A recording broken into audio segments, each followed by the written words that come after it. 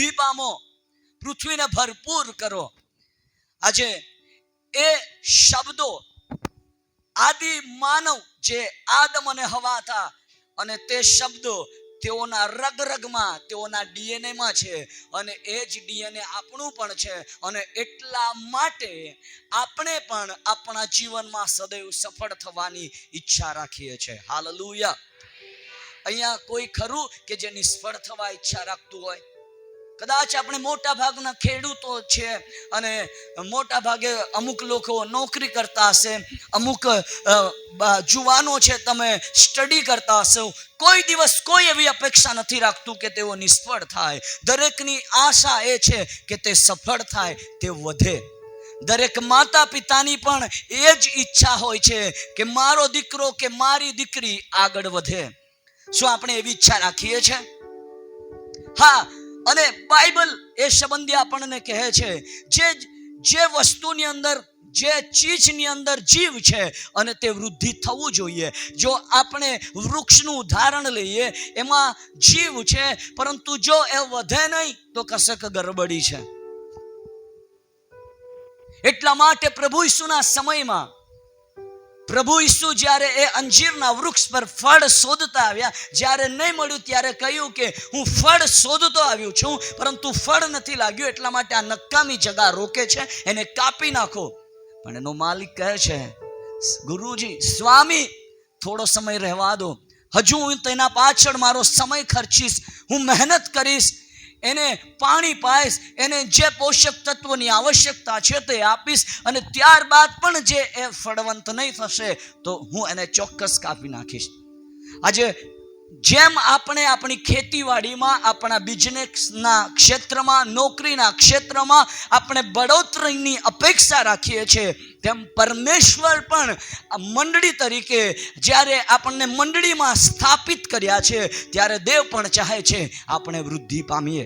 Hallelujah, hallelujah. એટલા માટે રોમિયોનો પત્ર તેનો 12મો અધ્યાય અને તેની 4થી અને 5મી કલમમાં શું લખ્યું છે તેને વાંચીએ જરા.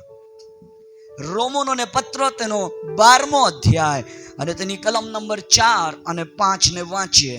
કેમ કે જેમ આપણા શરીરના ઘણા અવયવો છે, હા, અને સઘળા અવયવોનો એક જ કામ કરવાનું નથી, હા, તેમ આપણે ઘણા હોવા છતાં હા, ખ્રિસ્તમાં એક શરીર છીએ, હા, અને અરસપરસ એકબીજાના અવયવો છીએ. Hallelujah, hallelujah.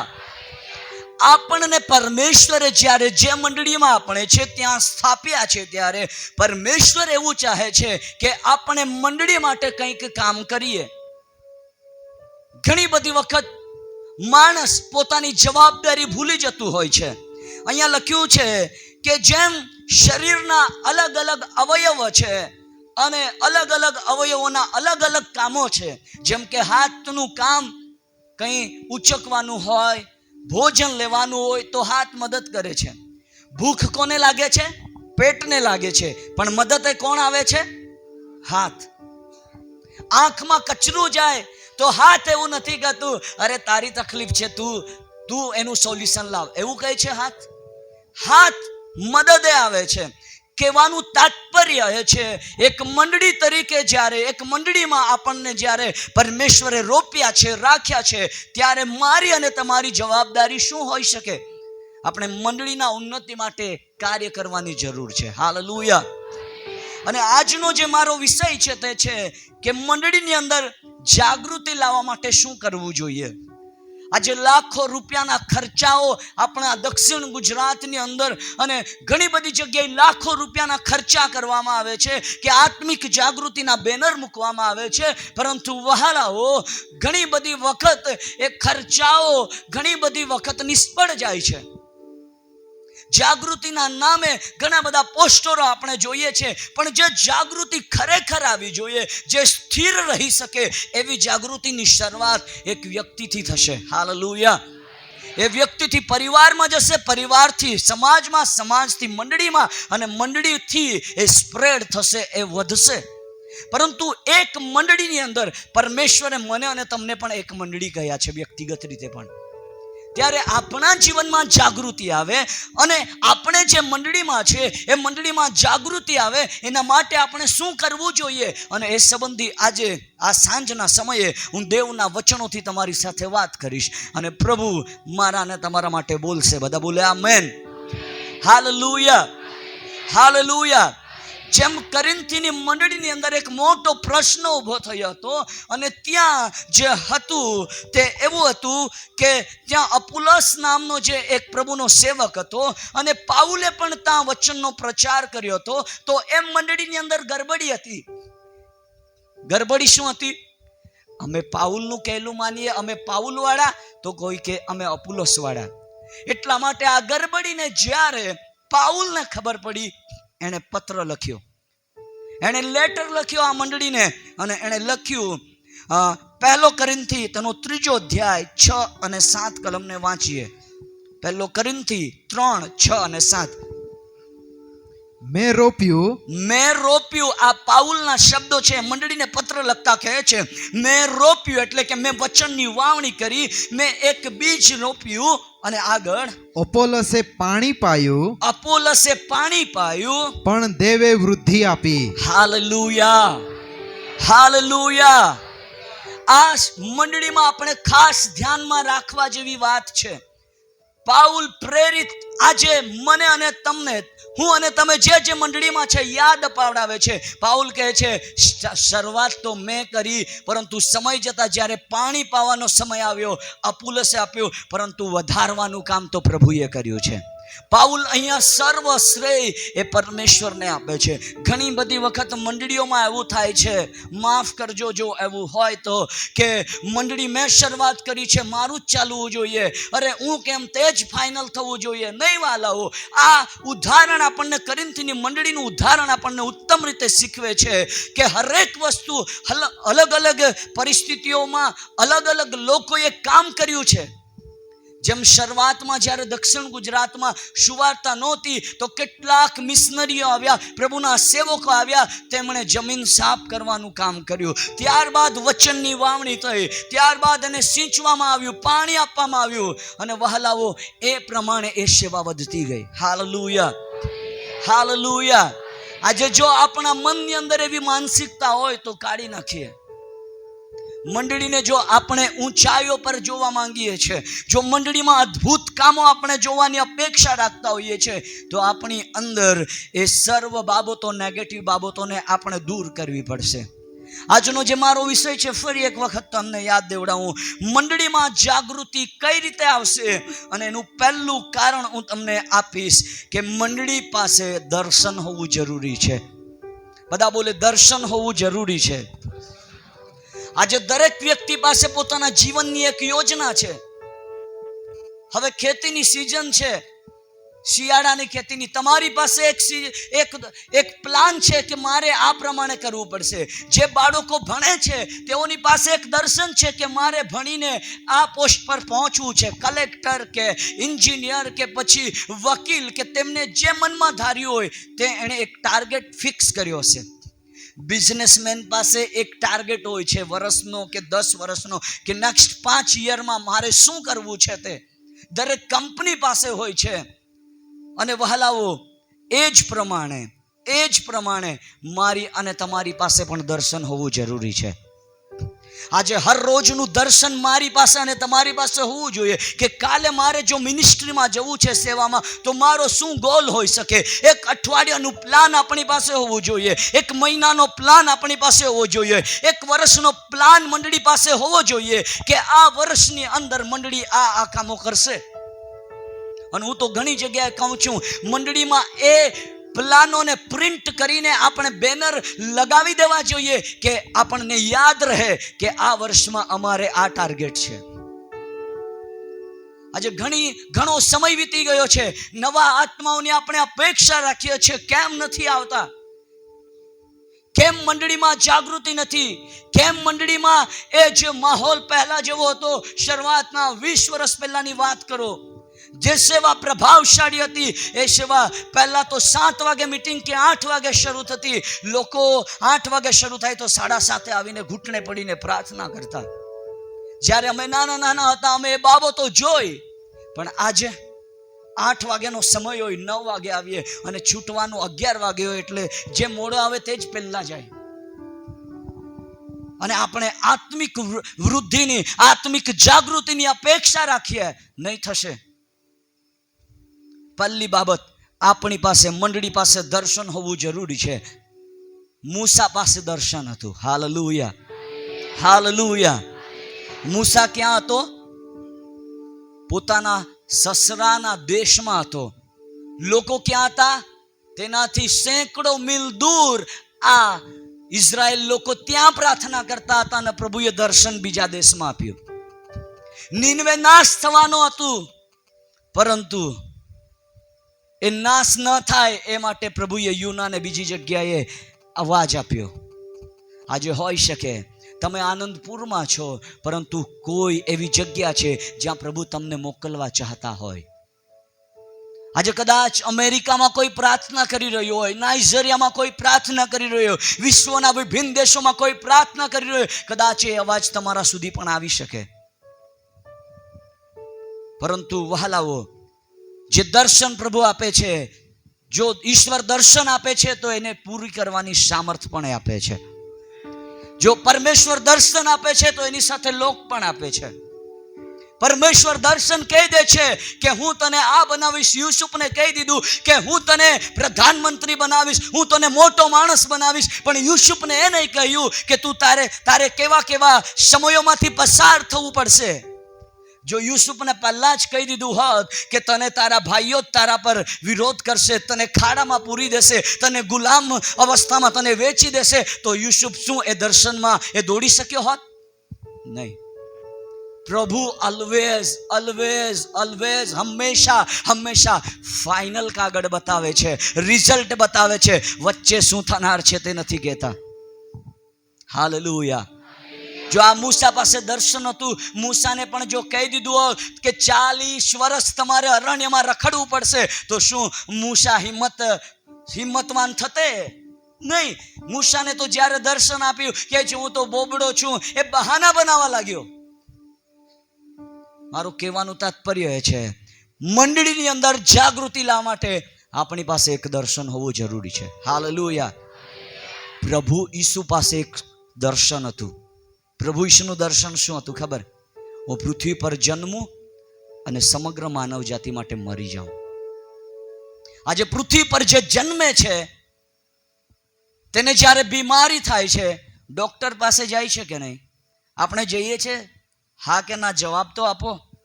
પ્રત્યુત્તર આપવો પડશે. વચન જ્યારે પ્રચાર થાય ત્યારે પ્રતિક્રિયા આપવી પડશે. અને જે વચનો તમારા માટે હોય, હા અને આમીનની સાથે એને એક્સેપ્ટ કરવા પડશે, તો વચન કામ કરે. હાલેલુયા. આપણે જ્યારે બીમાર હોઈએ છીએ, ડોક્ટર પાસે જઈએ ખરા? કેમ જઈએ? સારા થવા. પણ એની પાછળ બીજું કારણ શું છે ખબર? મરી ના જઈએ એટલા માટે. આપણને ખબર છે જો આ રોગ વધારે ચાલશે, આ રોગ જો ભયંકર સ્વરૂપ ધારણ કરશે, તો કદાચ મારું મૃત્યુ થઈ શકે. અને કોઈ મરવાની ઈચ્છા રાખતું નથી. 100 વર્ષના દાદાને તમે પૂછી લો, મોઠાબા કોહડા જાયના ઈચ્છા એ કરો એના કાંઈ આખી ખબર દેવાય થવી હતા આમ તો રાહી જ. સમજી રહ્યા છો? મરવાની કોઈની ઈચ્છા નથી. અને પરમેશ્વરે મનુષ્ય જાતિને મરવા માટે ઉત્પન્ન જ નહોતી કરી, પરંતુ એક આજ્ઞાના તોડવાને લીધે મરણ મનુષ્ય શરીરની અંદર પ્રવેશ થયો. શરૂઆતની જે મંડળી સ્થાપના થઈ, જે શરૂઆતની મંડળી, પ્રેરિતોના સમયની મંડળી, તેઓની પાસે પણ એક દર્શન હતું. Hallelujah, hallelujah. તેઓની પાસે દર્શન હતું. કદાચ તમને હું પૂછું કે પ્રભુ ઈસુના એ ક્રોસ પરના 7 વાક્ય કયા છે, તો કદાચ તમને યાદ રહેશે. પણ મંડળી સ્થાપન થાય એ માટે પરમેશ્વરે શું આજ્ઞા આપી હતી? એણે શું આજ્ઞા આપી હતી? કદાચ એને આપણે બહુ ઓછું ધ્યાને લેતા હોય. આપણે વાંચીએ પ્રેરિતોનો કૃત્યો, તેનો 1લો અધ્યાય, તેની 4થી અને 5મી કલમને જરા વાંચીએ. તેણે તેઓની સાથે ભેગા થઈને તેઓને આજ્ઞા કરી કે, ઈસુએ આ પ્રભુના શિષ્યોને અને બીજી બહેનો હતી તેઓને આ આજ્ઞા આપી હતી, યરૂશલેમથી જતા ના. હાલેલુયા. ક્યાંથી નહીં જતા? યરૂશલેમથી જતા નહીં, પણ બાપનું જે વચન હા તમે મારા મુખથી સાંભળ્યું છે હા તેની વાટ જોતા રહેજો. હા આગળ કેમ કે યોહાને પાણીથી બાપ્તિસ્મા કર્યું ખરું, હા પણ થોડા દિવસો પછી તમે પવિત્ર આત્માથી બાપ્તિસ્મા પામશો. હાલેલુયા. આ શરૂઆતની મંડળી સ્થાપિત થાય એ પહેલા આ લોકો પાસે આ દર્શન હતું. દર્શન શું હતું? યરુશલેમ છોડવું નહીં. જ્યાં સુધી પવિત્ર આત્મા નહીં પામો ત્યાં સુધી યરુશલેમને છોડશો. આ લોકોએ યરુશલેમ નહીં છોડ્યું, એના પરિણામ સ્વરૂપે જ પવિત્ર આત્મા તેઓ પર ઉતર્યો. હાલેલુયા. અને બાઇબલ એવું કહે છે તેઓ એ વચન એ આજ્ઞાઓને માની તેઓએ એટલા માટે પ્રભુ ઈસુ સજીવન થયા. 40 દિવસ સુધી લોકોને દર્શન આપતા રહ્યા. 40 દિવસ પછી તેને ઉપાડી લેવામાં આવ્યા અને તે સમયે આ વચનો એના થોડા સમય અગાઉ પ્રભુએ ડિક્લેર કર્યા હતા અને આ વચનો શિષ્યોએ બરાબર માન્યા. માનો તેઓને આ દર્શન પ્રાપ્ત થઈ ગયું, તેઓને આ વાચા પ્રાપ્ત થઈ ગઈ કે અમે પવિત્ર આત્મા પામવાના છે. પણ ક્યારે પામવાના છે તે સમય નહીં આપ્યો. સમજી રહ્યા છો? 41મા દિવસે પ્રભુ ઈસુના સજીવન થયા પછી 41મા દિવસે આ લોકો એક ઘરમાં જ્યાં 120 જેટલા લોકો હતા પ્રાર્થના માટે ભેગા થયા હતા. ઘણા લોકો તો એટલા માટે ભેગા થયા હતા કે બહાર રોમન સૈનિકો શોધતા ફરતા હતા કે ઈસુના સાથેવાળા ક્યાં છે, તેઓને કતલ કરી દઈએ. એટલા માટે ઘણા પ્રાર્થના સભામાં ગયા હતા. પણ જ્યારે 41મા દિવસે એટલે તેઓના માટે પ્રથમ દિવસે પ્રાર્થના શરૂ થઈ, લોકો કદાચ કંટાળી ગયા હશે. આપણી જેમ ઘણી બધી વખત આપણે પણ કંટાળી જતા હોય. 42મો દિવસ, 43મો, 44મો, કશું થઈ રહ્યું નહીં. આપણે હોત તો શું કરત? આ ઈસુ સાચું બોલીને ગયા કે આપણને ઉલ્લુ બનાવી રહ્યા છે કે પવિત્ર આત્મા મળશે? 4 દિવસ પ્રાર્થના કરી છે, હજુ કશો જવાબ નથી, હજુ ઠંડો પવન નથી, હજુ એ આગ નથી. 45, 46, 47, 49મો દિવસ, જ્યારે 50મો દિવસ આવ્યો, બાઇબલ એવું કહે છે એકાએક, હાલેલુયા, હાલેલુયા, એકાએક આકાશમાંથી આંધી અને ગુગવાટાની સાથે દેવના પવિત્ર આત્માની જીભો લોકો પર ઉતરી પડી અને તેઓ અન્ય ભાષાઓમાં બોલવા લાગ્યા. Hallelujah, hallelujah.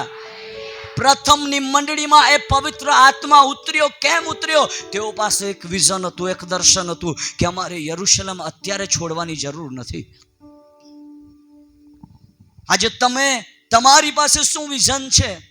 જો ના હોય તો આ મેસેજ પૂરો થતા પરમેશ્વર તમને વિઝન આપશે. Hallelujah, hallelujah, hallelujah. અને એટલા માટે વહાલાઓ આપણી પાસે દર્શન હોવું જરૂરી છે.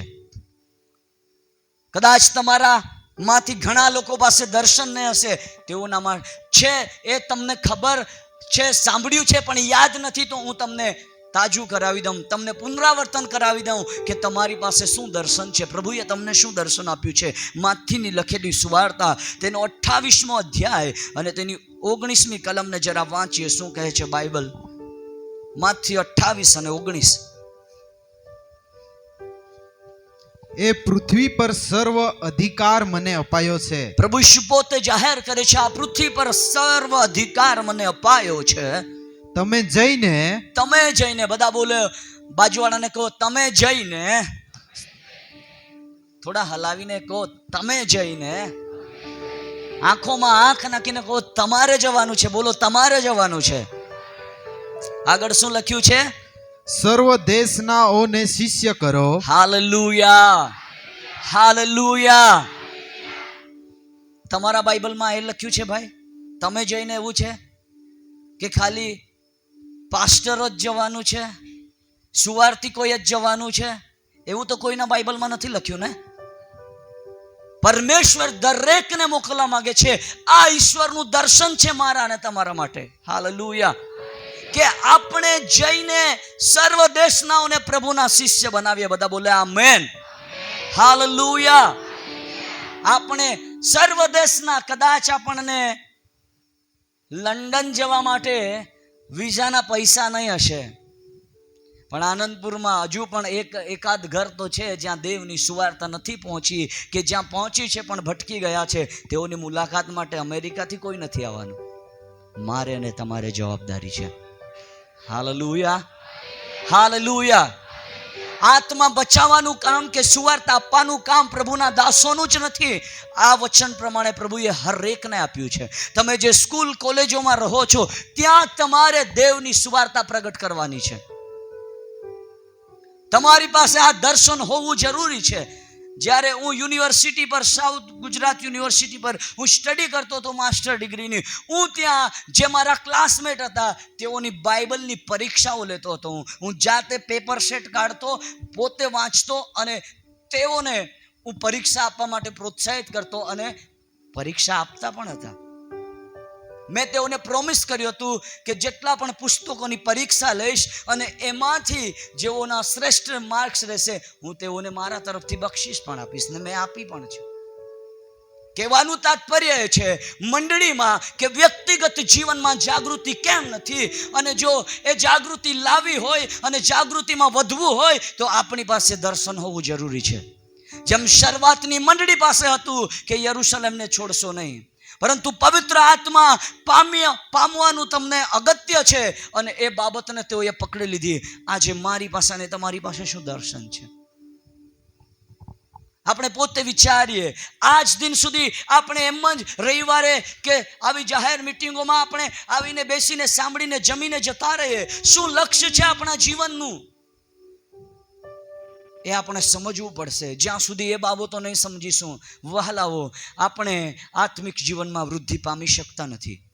બીજી બાબત, આપણને આત્મિક જાગૃતિ માટે શેની જરૂર છે? નંબર 2, મંડળીમાં એકતાની આવશ્યકતા છે. Hallelujah, hallelujah. એટલા માટે ગીત શાસ્ત્ર 133 અને 1 કલમમાં લખ્યું છે, ભાઈઓ સંપા સંપીને રહેતો. આજે કદાચ કોઈને ગીત ગાવાનો મોકો ના મળ્યો હોય, હા, એમને દેખાયું નહીં હશે કે અમે પણ હતા. આજે આ બહુ મોટો પ્રશ્ન થઈ ગયો છે.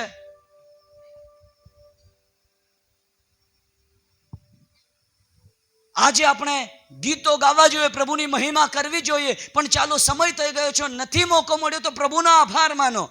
મોકો શોધવાનો હતો, લેવાનો હતો તો તમારે વહેલા આવવાનું હતું. સમજી રહ્યા છો? બાઇબલ કહે છે મંડળીની અંદર એકતા હોવી જરૂરી છે જાગૃતિ માટે. અને એટલા માટે પ્રેરિતોના કામ તેનો 1 અધ્યાય અને તેની 14મી કલમને જરા વાંચીએ. એ સઘળા સ્ત્રીઓ સહિત. પહેલી બાબત આપણે જોઈ, તેઓ પાસે દર્શન હતું. દર્શન મળ્યું પછી તેઓએ શું કર્યું છે? તેઓ સઘળા સ્ત્રીઓ અને ઈસુની માતા મરિયમ. હાલેલુયા. તમે એવું નથી કહી શકતા મારો પતિ કે મારા કાકા કે મામા પાસ્ટર છે એટલે હું તો વટથી જઈશ, બિંદાસ જઈશ. નહીં, અહીંયા સ્વયં ઈસુની માતા પણ પ્રાર્થના સભામાં હાજર હતા. આગળ શું લખ્યું છે? તેના ભાઈઓ એક ચિત્તે પ્રાર્થનામાં લાગુ રહેતા હતા. કેવા ચિત્તે? બધા બોલે એક ચિત્તે. મતલબ તેઓ એકઠા હતા, તેઓ એકતામાં હતા. આગળ પણ વચન આપણે જ્યારે વાંચીએ છીએ, અને જ્યારે તેઓ એકતામાં હતા, 120 લોકો એકતામાં હતા, એક દિલના એક મનના થયા અને દેવને પોકારી રહ્યા હતા, પ્રાર્થના કરી રહ્યા હતા, ત્યારે બાઇબલ આ પ્રમાણે કહે છે કે તેઓની ઉપર એ પવિત્ર આત્મા ઉતર્યો. એકતા જાગૃતિની શરૂઆત થઈ એના પહેલા પણ હતી, અને જાગૃતિ આવ્યા પછી પવિત્ર આત્મા ઉતર્યો પછી પણ એકતા હતી. અને જેનું પ્રમાણ પ્રેરિતોનો કૃત્ય તેનો 2 અધ્યાય 44 અને 45મી કલમમાં આપણને જોવા મળે છે. વાંચીએ. સર્વ વિશ્વાસ કરનારાઓ ભેગા રહેતા હતા અને તેઓની બધી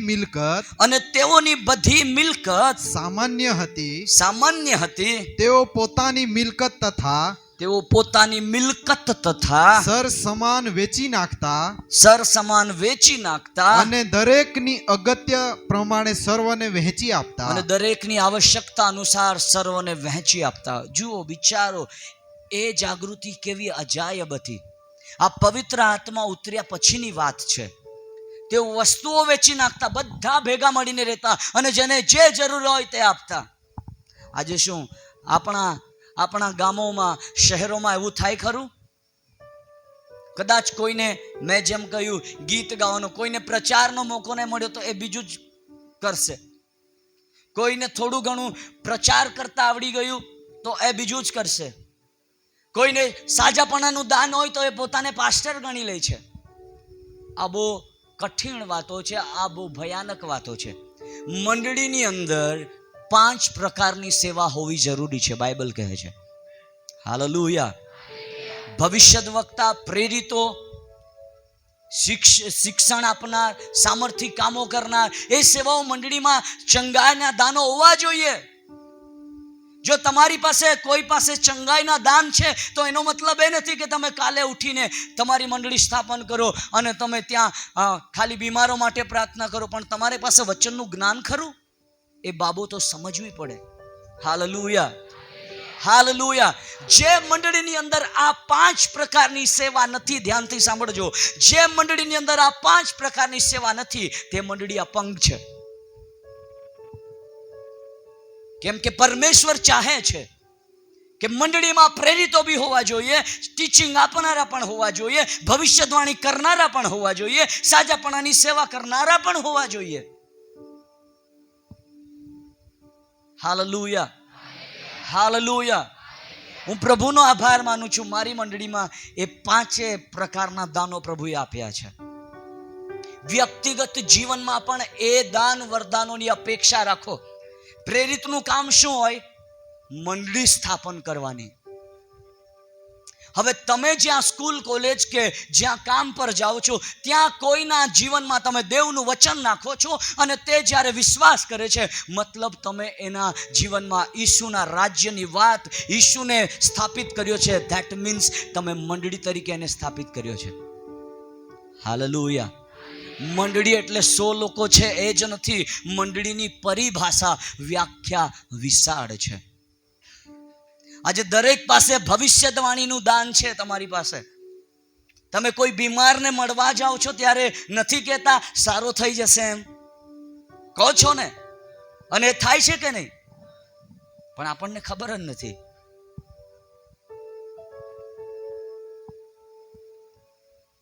મંડળીમાં જાગૃતિ લાવવા માટે કે વ્યક્તિગત જીવનમાં જાગૃતિ લાવવા માટે એકતા હોવી જરૂરી છે. Hallelujah, hallelujah.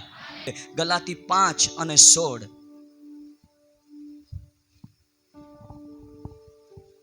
ગલાતીઓને પત્ર તેનો 5મો અધ્યાય અને તેની 16મી કલમને જરા વાંચીએ. પણ હું કહું છું કે આત્માથી ચાલો. જો તમે આત્માના અનુસાર ચાલશો તો તમે દેહની વાસનાઓને કોઈ પણ રીતે પૂરી કરી શકતા નથી, કેમ કે આત્મા તમને ના પાડશે. Hallelujah, hallelujah. આત્મા, પવિત્ર આત્મા અને શરીર વચ્ચે ઓલવેઝ યુદ્ધ ચાલતું હોય. શરીર કહે છે આ કરી લે, આત્મા ના પાડે છે. પણ આપણે આત્માનો અવાજ કેવળ ચર્ચમાં જ સાંભળીએ. હા પ્રભુ તમે બોલો, અને પછી સોમથી શનિવાર સુધી તો શરીરનું જ માનીએ. શરીર કહે છે આજે આખો દિવસ તે કામ કર્યું છે, સૂઈ જા, શું પ્રાર્થના, શું મીટિંગમાં જવાની જરૂર? શરીર ના પાડે છે, પણ આત્મા એ માટે પ્રોત્સાહિત કરે છે. જેમ ફિઝિકલી રીતે એકઠા થવાની વાત છે, માનસિક રીતે એકઠા થવાની વાત છે, તેમ વ્યક્તિગત જીવનમાં પણ આત્મા અને શરીર વચ્ચે એકતાની જરૂર છે. હાલેલુયા. તો જાગૃતિ આવશે. નંબર 1 પહેલી બાબત મેં તમને સમજાવી, આપણી પાસે એક દર્શન હોવું જરૂરી છે. નંબર 2, આપણી પાસે એકતા હોવી જરૂરી છે. નંબર 3, અને જે ખૂબ જ કઠિન છે, બાજુવાળાને કહો ખૂબ જ કઠિન છે, એ છે નિરંતર પ્રાર્થના કરતા રહેવું. કેવું? નિરંતર પ્રાર્થના કરતા રહેવું. આ બહુ કઠિન છે, ખરેખર કઠિન છે. કેમ કે આપણી આદત શું છે, અહીંયા માઇક આપી દઉં ને અત્યારે કોઈને પણ, તો એ 10-15 મિનિટ પ્રાર્થના કરશે, પણ વ્યક્તિગત જીવનમાં આપણે જ્યારે બીમાર આપણી સામે લાવવામાં આવે ત્યારે કલાક પ્રાર્થના કરીએ, અને એકલા હોઈએ ત્યારે 1 મિનિટની પ્રાર્થના. પ્રભુ ઈસુ કરતા ઊંધું કરીએ છીએ આપણે. પ્રભુ ઈસુ આખો દિવસ સેવાનું કાર્ય કરતા અને રાત્રે એકાંતમાં જઈને ઘણી વખત આખી રાત પ્રાર્થના કરતા. એટલા માટે તો દુષ્ટ આત્મા વાળા આવતા હતા કે ચાલો નીકળી જતા હતા. આપણને દુષ્ટ આત્મા કાઢવા હોય તો અન્ય ભાષા બોલીને અમુકના ગળા બેસી જાય. અન્ય ભાષા મારા વહાલા ભાઈઓ અને બહેનો આત્મિક ઉન્નતિ માટે આપી છે. સમજી રહ્યા છો? આપણી આદત અલગ છે. આપણે ગુપ્તમાં ઓછી પ્રાર્થના કરીએ, જાહેરમાં દંડેરો પીટાવીએ. બાઇબલ એ પ્રમાણે કહે છે, એ શરૂઆતની મંડળી પ્રાर्थनाમાં હતી. प्रेरित 1 અને 14 જે बाबत લખ્યું છે, ये सब कई स्त्रियां और यीशु की माता मरियम और उसके भाइयों के साथ एक चित होकर प्रार्थना में लगे रहे. Hallelujah, hallelujah. જ્યારે પ્રાર્થનામાં તેઓ લાગુ રહ્યા, પોસ્ટર છપાવા નહીં પડ્યા. ઉપવાસ પ્રાર્થના સભા છે, આવો. પ્રાર્થના જેમ શરૂ થતી ગઈ, જેમ પવિત્ર આત્મા ઉતર્યો, 3000 તો એક દિવસે વિશ્વાસ કર્યો. ધેટ મીન્સ 3000 કરતા વધારે લોકો ત્યાં ઉમટી પડ્યા હતા, ટોળા. શેના લીધે? હજુ પ્રચાર નહોતો પ્રારંભ થયો, ગીતોની તો ત્યાં વાત જ નહીં હતી, કેવળ આ લોકો પ્રાર્થના કરી રહ્યા હતા. એટલા માટે પ્રભુ ઈસુ સ્વયં કહે છે, લુક એનો 18 અધ્યાયની 1 કલમમાં કહે છે કે फिर उसने इसके विषय में की नित्य प्रार्थना करना और हियाव ना छोड़ना. પોતાના ચેલાઓને પણ પ્રભુ ઈસુએ કહ્યું, તમે પ્રાર્થના કરો કે પરીક્ષણમાં ના પડો. આપણે ક્યારે પ્રાર્થના કરીએ? જ્યારે પરીક્ષણમાં પડીએ ત્યારે. ઊંધું જ કરીએ. આદમ અને હવાને શું કહ્યું? આ ફળ નથી ખાવાનું, તો એ જ ખાધું. આપણે આ દિવસમાં સુધારવાની જરૂર છે. બાજુવાળાને કહો, સુધરી જજે. હજુ કહો, સુધરી જજે. હાલેલુયા. થેસલોનિકી 5 અને 17 લખ્યું છે, પહેલા થેસલોનિકા 5 અને 17, નિત્ય પ્રાર્થના કરો. આપણે ક્યારે કરીએ? રવિવાર પૂરતું. ચા આવે ત્યારે પ્રાર્થના યાદ આવે, ભોજન આવે ત્યારે. પણ આપણા જીવનમાં સેપરેટ ટાઈમ, એક અલગ ટાઈમ આપણે પ્રભુ માટે ફાળવીએ છીએ ખરા? દશાંશ સંબંધી જ્યારે શીખવામાં આવે છે, પૈસાનું દશાંશ, પણ સમયનું દશાંશ પણ આપણે પ્રભુને આપીએ. હાલેલુયા. એક આદત બનાવીએ. પ્રાર્થના એ આપણી આદત થઈ જવી જોઈએ. વચન વાંચવું એ આદત થઈ જવી જોઈએ. આ શરૂઆતની મંડળી પ્રાર્થનામાંથી, નિરંતર પ્રાર્થનામાં, 9 દિવસ સુધી પ્રાર્થના, 10મા દિવસે પણ પ્રાર્થના. જ્યાં સુધી તેઓનું દર્શન નહીં પૂરું થયું, એકઠા રહીને કરતા રહ્યા. અને જ્યારે પવિત્ર આત્મા ઉતર્યો, અદ્ભુત કામ તેઓ દ્વારા થવા લાગ્યા. માછીમાર લોકોને પ્રભુએ અદ્ભુત રીતે ઉપયોગ કર્યો. વિચારો, કેવું અજાયબ જ્ઞાન તમને વાંચવાથી મળશે. બુદ્ધિનું સંપાદન યહોવા કરે છે. બાઇબલમાં કેટલા પુસ્તકો છે એ સમજવા માટે તમારે એ પુસ્તકો ગણવા પડશે કે 66 પુસ્તકો છે. એ તમે જ્ઞાન અર્જિત કર્યું, પણ બુદ્ધિની વાતો દેવ તરફથી હોય છે. અને એનો આત્મા જ્ઞાન પણ આપે છે. એટલા માટે યશાયામાં લખ્યું છે, યહોવાનો આત્મા તે તો જ્ઞાન અને બુદ્ધિનો આત્મા, સામર્થનો આત્મા. અને હર એકને એ આત્મા આપવામાં આવ્યો છે. જ્યારે આપણે વિશ્વાસ કરીએ છીએ ત્યારે પવિત્ર આત્માની સીલ આપણા પર લગાવી દેવામાં આવે છે. પવિત્ર આત્મા એક વખત મળે છે, પણ ભરપૂરી પ્રતિદિન જરૂરી છે. આપણે આપણા ઘરોમાં જે માટલું હોય એમાં પાણી ખાલી થાય કે બીજે દિવસે ભરતા છે કે નહીં ભરીએ છે. તેમજ સેવામાં પણ આવું છે. જેટલા આપણે સેવામાં વપરાઈએ છીએ, જેટલી પ્રભુની મહિમા કરીએ છીએ, તેટલા આપણે ભરાવવું પડે છે. આ જરૂરી છે વહાલાઓ. આજે પણ આપણી પાસે એક જ ડાયલોગ ફેમસ છે, મારી પાસે સમય નથી. બાજુવાળાને કહો, સમય નથી. કહો, મારી પાસે સમય નથી. એટલા માટે જ પ્રભુએ આપણને આ પરિસ્થિતિમાં રાખ્યા છે. દાઉદ કોણ હતો? રાજા. બધા બોલે રાજા. રાજાના વધારે કામ હોય કે પ્રજાના? રાજાની મોટા લોકો સાથે મીટિંગ હોય. દાઉદના સમયમાં તો એને યુદ્ધ કરવા પડતા હતા, છતાં 7 વખત દિવસમાં દેવની આરાધના કરતો હતો. કેટલા વખત? આપણે 7 દિવસમાં 1 વખત કરીએ, તે બી રવિવાર સવારે. ઘણાને તો કેવળ એવી માનસિકતા, પ્રભુ 10 રૂપિયાના ભૂખા છે, દાન નાખીને ચાલો. માફ કરજો, આપણો ઈશ્વર 10 રૂપિયાનો ભૂખો નથી. દાન નાખીને જ ઉઠી જવાનું હોય તો એના કરતા આવતા જ નહીં. કેમ કે એકાદ ગીત વધારે જાય ને તો તમારા મનમાં એ ચાલે, આ લોકોને અક્કલ નથી, એમ ટાઈમ બાઈમ જોતા છે કે નહીં. અરે ભાઈ, તું તારા સમયનું સાચવ ને. દાઉદ રાજા હોવા છતાં દિવસમાં જો 7 વખત આરાધના કરી શકતો હોય.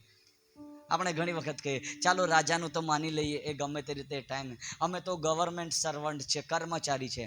દાનિયેલ એ જ રાજભવનની અંદર, બાબિલના રાજભવનની અંદર રહેતો, 3 વખત પ્રાર્થના કરતો દિવસમાં. કેટલી વખત? આપણે પણ કરીએ છીએ. બાજુવાળાને કહો, આપણે પણ કરીએ છીએ. પણ શેના માટે? ભોજન માટે.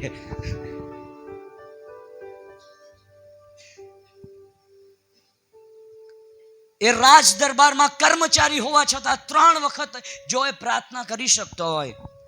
આપણે કહીએ શું કરીએ, ગાય ભેંસ જ પ્રભુએ એટલી આપી દીધી, ચારો કાપી કાપીને થાકી ગયા છે. અયુબની સંપત્તિ કેટલી હતી એ તો જણાવો મને તમે. એને કેટલો ચારો લાગતો હશે?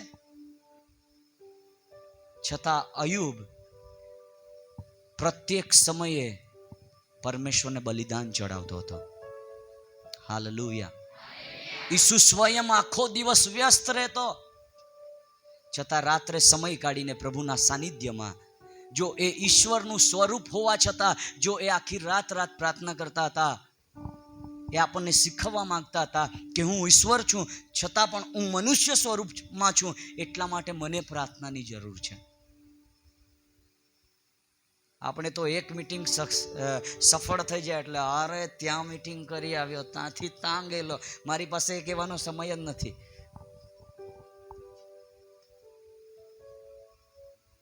આપણી પાસે ખૂબ જ એક્સક્યુઝ છે, ખૂબ જ બહાના છે. પણ જો જાગૃતિની અપેક્ષા રાખતા હોય, નિત્ય પ્રાર્થના કરવી પડશે. Hallelujah, hallelujah. નંબર 4, છેલ્લી બાબત, અને એ છે પ્રભુની મરજી શું છે તે જાણવી ખૂબ જ જરૂરી છે. પ્રભુની ઈચ્છા શું છે તે સમજવી ખૂબ જ જરૂરી છે. જેમ મેં કમિટીનું ઉદાહરણ આપ્યું, કોઈ કમિટી મેમ્બર નવા એડ કરવાના હોય તો આપણે બધી રીતે જોતા હોય, પ્રભુને પ્રાર્થના નહીં કરતા હોય, કેવળ જોતા હોય. ઘણી બધી જગ્યાએ થાય. જ્યારે યહૂદા ઇસ્કરિયોત પ્રભુ ઈસુને પકડાવ્યા અને એણે ગળે ફાંસો કરીને એ મૃત્યુ પામ્યો, ત્યારબાદ એની જગ્યાએ બીજા એક શિષ્યને લેવાનું હતું. અને એ સમયે 2 લોકો પ્રબળ દાવેદાર હતા. અને તેનો ઉલ્લેખ પ્રેરિતોના કૃત્ય તેનો 1 અધ્યાય અને તેની અંદર આપણને જોવા મળે છે.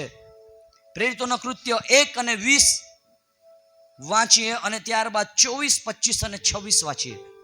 કેમ કે ગીત શાસ્ત્રમાં લખેલું છે કે આ યહૂદાના પદ માટે ગીત શાસ્ત્રની અંદર ભવિષ્યવાણી કરી દેવામાં આવી હતી. Hallelujah, hallelujah. શું ભવિષ્યવાણી હતી? વાંચીએ.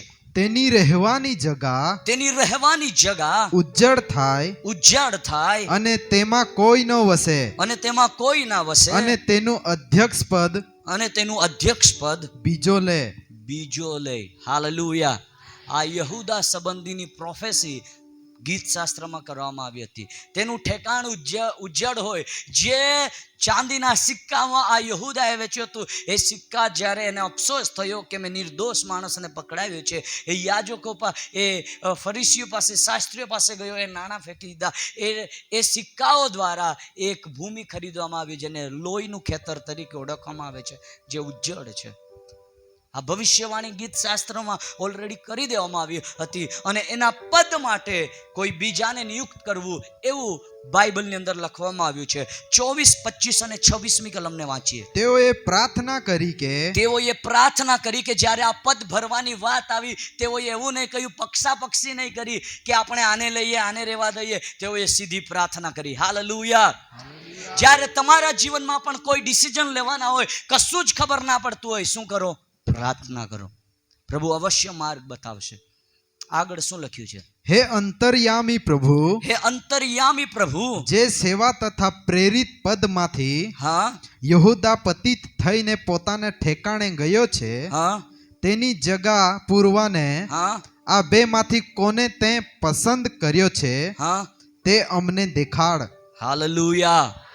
આગળ શું લખ્યું છે? પછી તેઓએ તેઓને વાસ્તે ચિઠ્ઠીઓ નાખી, હા એટલે મત્તિયાસ નામની ચિઠ્ઠી નીકળી. હા. પછી 11 પ્રેરિતોની સાથે તે પણ પ્રેરિત તરીકે ગણાયો. હાલેલુયા. તેઓએ પ્રાર્થના કરી અને હું માનું છું પ્રભુના આત્માએ તેઓને કઈ રીતે ડિસિઝન લેવું તે જ્ઞાન અને બુદ્ધિ પૂરી પાડી. બાઇબલની અંદર ચિઠ્ઠી ઉછાળવા સંબંધી ઘણા બધા વચનો નોંધવામાં આવ્યા છે. આગળના સમયમાં જ્યારે બાળકોનું નામ મૂકવાનું હોય ત્યારે આપણે ચિઠ્ઠીઓ ઉછાળતા હતા. જે ઉચકે તે મારા ચર્ચમાં એ પ્રત્યક્ષ મેં મારી આંખોએ જોયું છે. જે ચિઠ્ઠીમાં જે નામ હોય બધાને જે ગમે તે નાખતા, લખતા અને ત્યાં ટેબલ પર ચિઠ્ઠી મૂકતા. પછી એક નાના બાળકને બોલાવવામાં આવતા કે માતા પિતા એક ચિઠ્ઠી કાઢતા અને જે નામ નીકળે તે ફાઇનલ. આજે તો ગૂગલ બેન પર શોધીને આપણી આંગળી ઘસાઈ જાય છે. શું નામ મૂકીએ, શું નામ મૂકીએ? ચિઠ્ઠીઓ ઉછાળવા સંબંધી બાઇબલની અંદર વચનો છે. નીતિ વચન 18 અને 18 ને વાંચીએ. નીતિ વચન 18 અને 18. આ તમને હું પુરાવાઓ એટલા માટે આપું છું, સંદર્ભો એટલા માટે આપું છું, જેથી કરીને આપણને એ બાબતો ખબર પડે કે ક્યાં નોંધ્યું છે એ બાબતો. વાંચીએ. ચિઠ્ઠી નાખવાથી તકરાર સમી જાય છે. તકરાર સમી જાય છે. હાલેલુયા. હાલેલુયા. અહીંયા 2 જણ હતા દાવેદાર. પ્રભુના આત્માની અગવાઈ અનુસાર તેઓએ ચિઠ્ઠી ઉછાળી. મત્તિયાસ નામના વ્યક્તિની નામની ચિઠ્ઠી નીકળી. પદ એને મળ્યું. ઇલેક્શનમાં ઘણી બધી વખત જ્યારે ટાઈ થઈ જાય ચિઠ્ઠી ઉછાળવામાં આવે છે. આ આવ્યું ક્યાંથી હશે? આ બુદ્ધિ ક્યાંથી આવી હશે? હું ચોક્કસ કહી પ્રભુના વચનથી. લેવી વ્યવસ્થા તેનો 16મો અધ્યાય 8મી કલમની અંદર લખવામાં આવ્યું છે. જ્યારે એ બલિદાનો ચડાવવા માટે બકરાઓને 2 બકરાઓને લાવવામાં આવતો હતો અને ત્યારે તેઓના માટે પણ ચિઠ્ઠી ઉછાળવામાં આવતી હતી એવું બાઇબલ આપણને જણાવે છે. બલિદાન ચડાવવા માટે જ્યારે 2 બકરાઓને લાવવામાં આવતું હતું અને એ સમયે પણ બકરાઓ માટે પણ ચિઠ્ઠી ઉછાળવામાં આવતી હતી. લેવીય 16 અને 8 ને વાંચીએ. અને હારૂન એ 2 બકરા ઉપર ચિઠ્ઠીઓ નાખે, હા એટલે એક ચિઠ્ઠી યહોવાને સારું, હા ને બીજી ચિઠ્ઠી અજાઝેલને સારું. હાલેલુયા. હિન્દીની અંદર લખ્યું છે એક ચિઠ્ઠી યહોવાને સારું અને બીજી ચિઠ્ઠી અધર્મના માટે, જે પ્રાયશ્ચિત કર્યો છે એના માટેની ચિઠ્ઠી ઉછાળવામાં આવતી હતી. કેવી અજાયબ વ્યવસ્થા પ્રભુની. એક બાબતો કેટલી અદ્ભુત છે. જ્યારે યહોશવા સામે પ્રશ્નો ઊભા થયા, જે દેશની અંદર આ બટવારો કરવાનો હતો, એ સમયે પણ યહોશવાએ ચિઠ્ઠી ઉછાળીને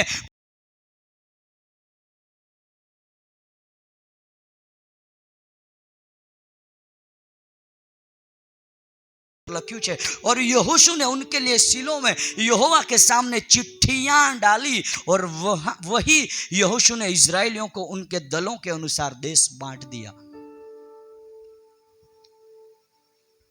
એટલું જ નહીં, યુના ભાઈને બધા જ ઓળખે. તમારા ગામમાં યુના હોય એની વાત નથી કરી રહ્યો, બાઇબલના યુનાની વાત કરું છું. જ્યારે તુફાન આવ્યું એ જહાજમાં એ ચડ્યો હતો, એ લોકોએ શું કર્યું? ચિઠ્ઠી ઉછાળી. ચિઠ્ઠી કોના નામે નીકળી? યુનાના નામે. આ ચિઠ્ઠી ઉછાળવાની પ્રથા કે આ વ્યવસ્થા એમ જ નથી આવી ગઈ કે આ જ્યારે શિષ્યને નિયુક્તિ કરવાની હતી ત્યારથી નહીં, શરૂઆતથી હું તમને બતાવી રહ્યો છું. પ્રભુ ઈસુના વસ્ત્રને ફાડ્યા, તેની ચિઠ્ઠીઓ ઉછાળવામાં આવી એવું બાઇબલ કહે છે. અને નીતિ વચન 18:18 માં આપણે જોયું, ચિઠ્ઠીઓ ઉછાળવાથી તકરાર સમી જાય છે. જુઓ કેવું અદ્ભુત. હું શું કહી રહ્યો છું? હર એક પરિસ્થિતિમાં આપણે દેવની મરજીને પૂછવાની જરૂર છે. પ્રભુ તમારી શી ઈચ્છા છે? આપણી તો ઘણી બધી ઈચ્છા છે. પ્રભુ મારે આમ પણ કરવાનું છે. ઘણી બધી વખત ગૂગલ મેપ કરતા આપણે વધારે ડાયરેક્શન આપતા હોય પ્રભુને. પ્રભુ આમ કરી દેજો, આમથી આમ કરી દેજો, એના જીવનમાં આમ કરજો, તેમ કરજો. પ્રભુ કહે છે ચૂપ રહે તું. પ્રભુને ખબર કે આપણને વધારે ખબર? પણ આપણને એવું, મને જ બધું ખબર, એટલે આપણે કોઈ વ્યક્તિના જીવનમાં પરિવર્તન ના આવતું હોય ને, આપણે કહે પ્રભુ એના જીવનમાં આ દુઃખ આપી દેજે, આ કરી દેજે, તે કરી દેજે, એટલે તારી પાસે. પ્રભુને ખબર છે ને કઈ રીતના પોતાની પાસે લાવવું છે, તે ઈશ્વરની પાસે યોજના છે. હરેક પરિસ્થિતિ માટે દેવની ઈચ્છાને જાણીએ. આ શરૂઆતની મંડળીમાં જ્યારે જાગૃતિ આવે એના પહેલા આ લોકોએ આ ડિસિઝન લેવાનું હતું કે કયા શિષ્યને આપણે 12મા નંબરના શિષ્ય તરીકે પ્રસ્થાપિત કરીએ. પરમેશ્વરના આત્માએ તેમને મદદ કરી અને તેઓએ ચિઠ્ઠી ઉછાળી. Hallelujah, hallelujah. જ્યારે આ 4 બાબતો વ્યક્તિગત જીવનમાં અને તમારા જીવનમાં હશે, ત્યારે દેવની જાગૃતિ જેને કહેવાય તે તમારા જીવનમાં સ્થિર બની રહેશે. હાલેલુયા. આજે આપણને આવશ્યકતા છે એ બાબતોની. આપણી પાસે દર્શનની જરૂર છે, આપણી પાસે એકતાની જરૂર છે, આપણને નિરંતર પ્રાર્થનાની જરૂર છે, આપણે નિરંતર પ્રભુની ઈચ્છાને પૂછવાની જરૂર છે. આજે ઘણી બધી વખત હું પાછલા 13 વર્ષથી સેવામાં છું. જે દિવસે મારા 12થનું રિઝલ્ટ આવ્યું હતું એ દિવસે મારું પ્રથમ કન્વેન્શન કોંડાઈબારીથી આગળ એક ખાંડબારા છે અને ત્યાં હતું. સાથે સ્ટડી કરતો ગયો અને પ્રભુની મરજી અનુસાર સેવા કરતો ગયો.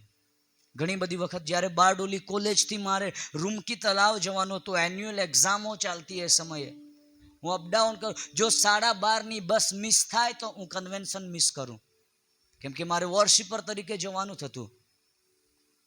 11:30 પેપર સ્ટાર્ટ થાય, 12:15 હું પેપર આખું લખી કાઢતો. 2 કલાકનું પેપર, પોણા કલાકમાં 15 મિનિટમાં મારે લિનિયર બસ સ્ટેન્ડ પાસે પહોંચવાનું. બસ પકડું તો મારે 5:30 મને રૂમકી તલાવ ઉતારે. અદ્ભુત ચમત્કાર તો એ થયેલો, જે પેપરો વાંચીને આપેલા એમાં ઓછા માર્ક ને જે વાંચ્યા વગર આપ્યા હતા એમાં હાઈએસ્ટ માર્ક. જ્યારે આપણે ઈશ્વરની યોજના પ્રમાણે, એનો મતલબ એ નથી કે તમે પણ એવું કરો. તમારા માટે દેવની મરજી શું છે તે તમારે સમજવી પડશે. Hallelujah, hallelujah. જ્યાં સુધી ઈશ્વરની મરજી અનુસાર તમે નથી ચાલતા ત્યાં સુધી તમે ભલે દેવની સેવા કરશો પણ સફળ નહીં થશો. યાદ રાખજો, તમે જે સેવા કરી રહ્યા છો, તમારી બોલાહટ શું છે તે તમારે સમજવાની જરૂર છે. સમય એ 12th થી 2010 થી સેવામાં ઘણા બધા દુઃખો, ઉતાર ચઢાવો જોયા. મારી મોટી બહેનને મેં મારી આંખોની સામે ખોઈ. મારો નાનો ભાઈ પ્રભુમાં સૂઈ ગયો. હું પણ ભયાનક રીતે માંદો પડ્યો અને એક દિવસે કાળીદાસ હોસ્પિટલના આઈસીયુના બેડ પર પડ્યો હતો અને હું એવું કહી રહ્યો હતો પ્રભુને, પ્રભુ હું તારી સેવા પણ કરું છું, આવું મારી સાથે કેમ? એ રાત્રે મેં મારા માતા પિતાને, એક નર્સને કહ્યું મારે માતા પિતાને બોલાવી આપો. તેઓ રૂમમાં આવ્યા અને મેં કહ્યું ડૉક્ટરને કહી દો મને એકાદ એવું ઇન્જેક્શન આપી દે કે હું શાંતિથી મરી શકું. મારા માતા પિતા પાસે કોઈ જવાબ નહીં હતો. મેં જે કહ્યું એનો અશ્રુભીની આંખોએ તેઓ આઈસીયુનો વોર્ડ છોડ્યો અને બહાર જઈને મારા પિતાએ આકાશમાંના પિતાને પ્રાર્થના કરી અને કહ્યું જો આ દીકરો બચશે તો તારી સેવા માટે હું આપી દઈશ. એ જ રાત્રેથી અજાયબ રીતે પ્રભુનું સાજાપણું મારા શરીરને અડક્યું. મારી રિકવરી થતી ગઈ, હું સાજો થયો. આજે હું સેવા એટલા માટે કરું છું કે મારા પિતાએ આકાશમાંના પિતા સાથે એક કરાર કર્યો છે. આજે હું ચાહું તો પ્રોફેસરની નોકરી કરી શકું છું, પરંતુ મારા પિતાના ડેડિકેશનને હું સેલ્યુટ કરું છું કે તેમણે એક સારો નિર્ણય લીધો. આજે આપણા બાળકો જ્યારે હોય આપણી પાસે, આપણે કહેતા હોય આ બાળક ડૉક્ટર બનશે, આ વકીલ બનશે, આ ટીચર બનશે. પ્રભુનું વચન કહે છે જે પ્રથમ જનિત છે તે પ્રભુ માટે હોય. આજે આપણે આપણા બાળકોને પ્રભુની સેવા માટે સમર્પિત કરવાની આવશ્યકતા છે. Hallelujah, hallelujah.